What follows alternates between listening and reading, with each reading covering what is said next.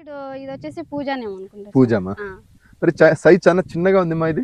అంటే ఇది నాటి సీడ్ విత్తనాల ప్రాబ్లం వచ్చేసి మాకు విత్తనాలు మార్చి ఇచ్చేసిండారు సార్. దాని వల్ల ప్రాబ్లం విత్తనాల ప్రాబ్లం మోసపోయాం సార్.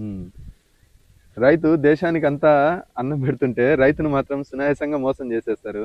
అదే ఇప్పుడు ఈ విత్తనాల ప్రాబ్లం మాకు వచ్చేసి ఇప్పుడు 50,000 దాకా నష్టం సార్. విత్తనాల ప్రాబ్లమే 50,000 నష్టం. దాదాపుగా మనకి ఇప్పుడు ఏమన్నా విత్తనాలు మంచి విత్తనాలు అయినంటే గడ్డ అన్నోన్ సైజే ఇంత వస్తుంది దగ్గర మనకి. మామూలుగా పెద్ద సైజ్ అంటే మీడియం సైజ్ ఇట్లా వస్తుంది.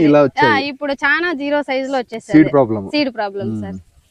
రైతుని ఇట్లా కూడా మోసం చేస్తారు. మళ్ళీ ధరలు వచ్చిందనుకో అప్ప రైతు బతికిపోతాడు, రేట్లు ఎక్కువైపోయింది అది డిమాండ్ చేస్తారు. వచ్చినా రైతుకే కష్టమో, నష్టపోయినా రైతే పోతాడు సార్. దాని గురించి పట్టించుకోని వాళ్ళంతా ఎవరు ఉండరు. ఏం చేద్దాము. సో ఓవరాల్ గా 1/2 ఎకరాకు 30,000 ఖర్చు వచ్చింది సార్. ఒక 30,000 లాభం రావచ్చా తక్కువ రేట్ ఉన్నప్పుడు? తక్కువ రేట్ ఉన్నప్పుడు మనకి పెట్టిన పెట్టుబడి వస్తే కవర్ అయితే చాలు.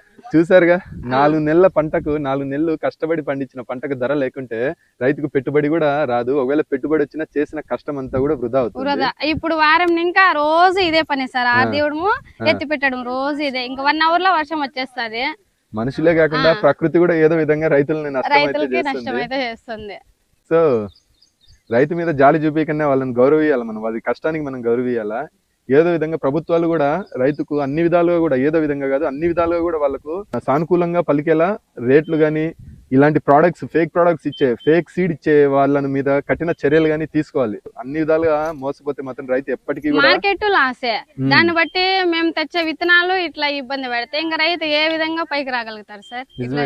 నిజమే కదా. ఇప్పుడు మేము సీడ్ బాగుంటదని ఎంతో కష్టపడి తెచ్చి అన్ని చేసి పంట చేతికి వచ్చే టైంలో చూస్తే ఇట్లా విత్తనాల ప్రాబ్లము వచ్చేసి మా టైం సర్లేకి వర్షాల వల్ల ఇట్లా మొత్తం రైతే పాడైపోతుంటాడు తప్ప రైతుకి సపోర్ట్ చేసే వాళ్ళంతా ఎవరు లేరు.